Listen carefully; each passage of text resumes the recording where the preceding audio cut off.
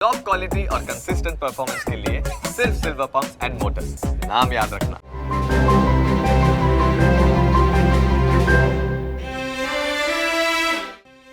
એક local news ચેનલમાં anchor તરીકે કારકિર્દી શરૂ કરીને વિવિધ કમર્શિયલ્સ અને ટીવી સિરિયલ્સમાં મોડલિંગ અને અભિનય કરનાર અવની મોદીનો આજે જન્મદિવસ છે. અવની મોદી ગાંધીનગરમાં જન્મેલી છે અને તેણે અમદાવાદની HL કોલેજમાંથી શિક્ષણ મેળવ્યું છે. તેણે મધુર ભંડારકરની ફિલ્મ કેલેન્ડર ગર્લમાં કામ કરેલું છે.